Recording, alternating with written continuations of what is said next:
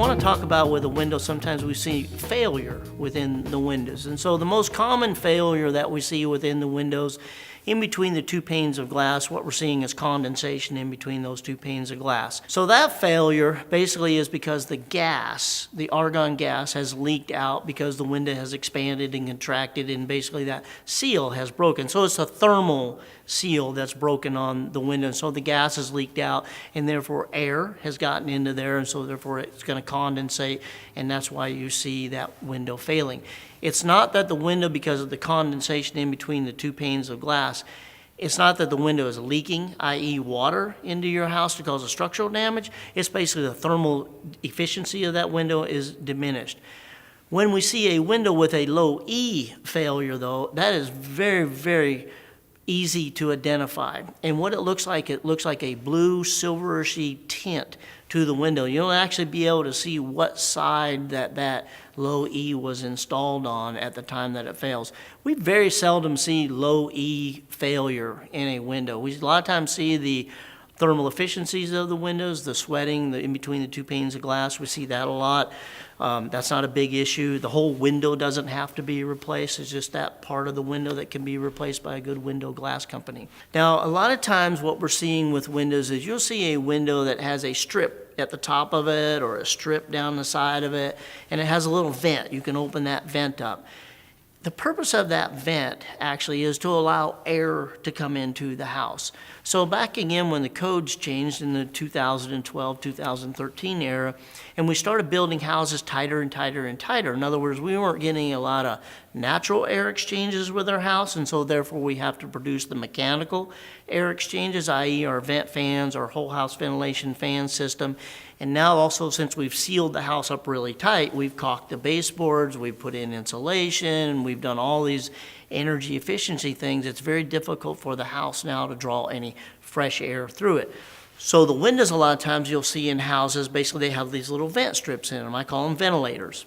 I encourage people to actually leave that ventilator open year around, especially in the wintertime. Why? Because in the wintertime, again, we seem to close our houses up, and so we're not getting a lot of fresh air. So think about it. In the spring and summer, you and your family probably aren't sick a lot, right? You're outside, you're doing things, but in the fall and the winter months, again, you're breathing bad air within your house, which helps to contribute for the aspect of your health, right? Getting sick, colds, flu, that type of thing.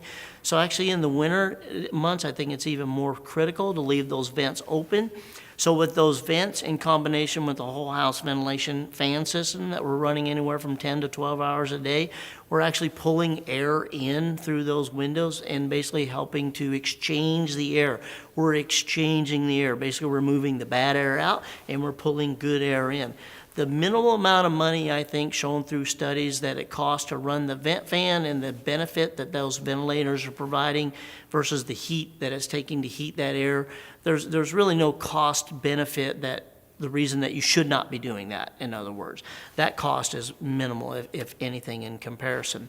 Now, when we also talk about windows, we're talking about many times when we've done home inspections and people, the question will come up, why is that heat source located underneath of the window? It would almost seem like, why is it there? That can't be right. It's got to be someplace else in a room. So if you look at the entire wall surface, and you said that entire wall surface is R21, now you got a big hole in the wall that's an R4. Well, guess where things are going to have a tendency to migrate to? The cold, the moisture, they're all going to have a tendency to migrate to there.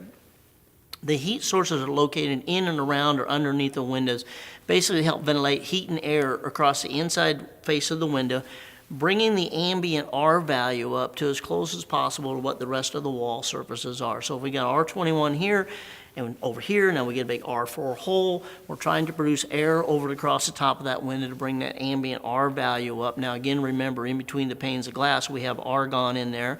We also have the low E on side number 2, which is keeping the heat inside of the house, and we also have air moving across the inside face of the window, removing any moisture or anything like that that may be on that surface. So that's why your heat sources are located in and around windows, actually to help help bring up that R value on the wall, keeps the moisture off of the windows as well.